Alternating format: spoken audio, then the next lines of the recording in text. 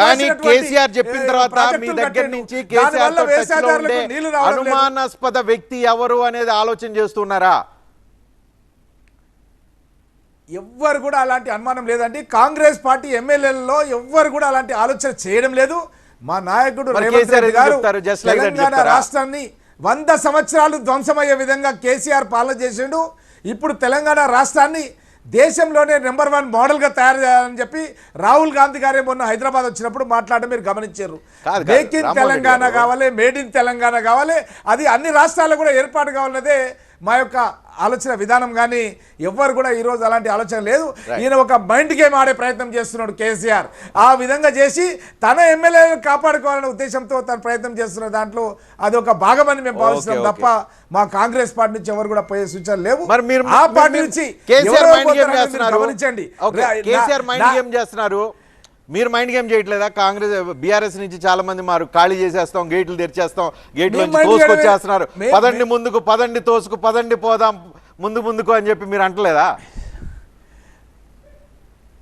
మేము అనడం కాదండి, అది వాస్తవం. మీరు చూస్తున్నారు వాళ్ళ పార్టీ అభ్యర్థులు డిక్లేర్ అయిన తర్వాత కూడా వచ్చి మా గేట్లు దూసుకొని మా పార్టీలోకి వస్తామని చెప్పి మా పార్టీ అభ్యర్థులు అంతే కదా. ఒకళ్ళు క్యూలో ఉన్నారు, ముగ్గురు వచ్చారు, అంతే కదా. మా వాళ్ళు ఎవరు క్యూలో లేరు, మా వాళ్ళు ఎవరు కూడా క్యూలో లేరు. వాళ్ళే మా దగ్గర క్యూ కట్టి గేట్లు తోసుకొని వచ్చి మా దగ్గర నిలబడ్డమని మీరు గమనిస్తున్నారు. వాళ్ళ పార్టీకి ఎంపీ టికెట్లు వస్తే ముఖ్యమంత్రి గారికి లెటర్ రాశారు. వరద ప్రవాహం తోసుకొస్తుంది అని చెప్పి గేట్లు 2 గేట్లు తీస్తే మళ్ళీ కొట్టుకుపోతాయి, ఒక గేటే తీశారు. కనీసం చిన్న పిల్ల కాలంలో నుంచి వెళ్ళే నీళ్లు కూడా రావట్లేదు కదా, 3 కదా ఇప్పటి వరకు వచ్చింది. గేట్లు మీరు తీస్తే తోచుకొస్తే 20-30 మంది వచ్చేయాలి కదా.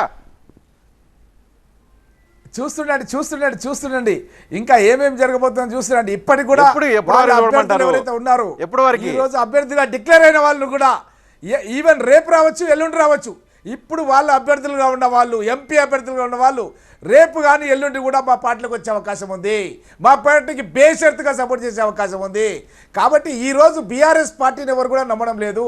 ఎందుకంటే 7 లక్షల కోట్ల రూపాయలు అప్పు చేసి 38,000 కోట్ల రూపాయలు సర్పంచ్లకు, ఎంపీటీసీలకు, ఎంపీపీలకు ఊర్లలో పరువు గుండి ప్రతిష్ట గురించి పనులు చేస్తే ఈరోజు ఎవరు పట్టించుకునే పాపాన పోవడం లేదు.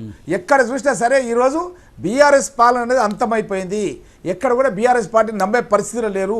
ఆ పార్టీలో చేరే వాళ్ళు ఎవరు లేరు, ఆ పార్టీలో నుంచి వచ్చే వాళ్ళు ఉన్నారు కానీ చేరే వాళ్ళు ఎవరు కూడా లేరు అనేది రమణారెడ్డి గారు స్పష్టంగా తెలంగాణ రాష్ట్రంలో ఏ పల్లెకెళ్ళా కూడా తెలుస్తుంది. ఓకే రమణారెడ్డి గారు, సీక్రెట్ మీరు చెప్పాలా ఫస్ట్. ఎందుకనంటే మీతో 20 మంది టచ్లో ఉన్న కాంగ్రెస్ నాయకులు ఎవరు? మీరు మైండ్ గేమ్ కోసం ఈ మాట అన్నారా, లేదంటే నిజంగా సీరియస్ టచ్లో ఉంటే వాళ్ళు ఎవరో చెప్పాలి కదా. ఎందుకు టచ్లో ఉంటారు ఇప్పుడు మీతో?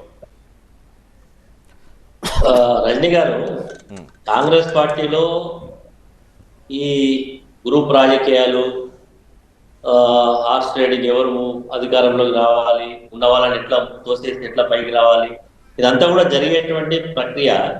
ఈరోజు వాళ్ళ పార్టీలో ముఖ్యమంత్రి కావాలని చాలా రోజుల నుంచి కలగన్న వాళ్ళు, వాళ్ళ కళలు సాకారం కాని వాళ్ళు చాలా మంది ఉన్నారు, బాధపడుతున్నారు. అయ్యో మాకు రాని అవకాశం ఈయనకు వచ్చింది అనే బాధ. పేరు అటువంటి వాళ్ళు మర్చుకో, పేరు అలాంటి వాళ్ళు చాలా మంది ఉన్నారు. పేరు ఒకటి మర్చుకోవాలండి, ఒక పేరు ఎవరు ఇది అనేది తెలుస్తుంది.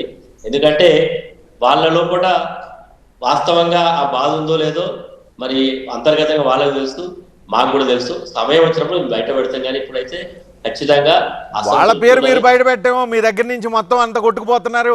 రేపు ఎల్లుండి చూస్తారు కదా, షేక్ అయిపోతారు, షాక్ అయిపోతారని చెప్తున్నారు.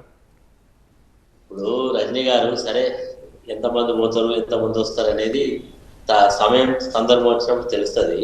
ఈరోజు వాళ్ళు ఏమన్నారు, అసలు మేనిఫెస్టో కూడా ఏం పెట్టిండ్రు, వాళ్ళు ఏమన్నారు, సెంట్రల్ గవర్నమెంట్ ఇప్పుడు జాతీయ ఎలక్షన్లు ఫిరాయింపుల మీద మేము ఇది ఉంటాం అది ఉంటాం అని చెప్పారు. మరి ఏ రకంగా నైతికత? ఇప్పుడు వాళ్ళు ఏమంటున్నారు, పోటీ చేయడంగా దానం నాగేంద్ర శాసనసభ్యుడు పోటీ చేస్తున్నాడు, అది పోటీ చేయొచ్చా చేయకూడదా అదొక సబ్జెక్టు.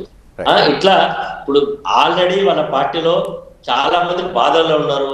మాకు రావాల్సిన సీట్ ఇతను కూర్చున్నాడు, ఇతను ఎక్కడి నుంచో తెలుగుదేశం నుంచి వచ్చిన వాడు, మేము పుట్టిన నుంచి ఎన్ఎస్సీ నుంచి యూత్ కాంగ్రెస్ నుంచి పనిచేసిన మాకు రాకుండా ఇతను ఎవరు వచ్చి ఇతను మాకు రావాల్సినటువంటి అవకాశాలను పుట్టుకపోయిందనే బాధ చాలా మందికి ఉన్నది.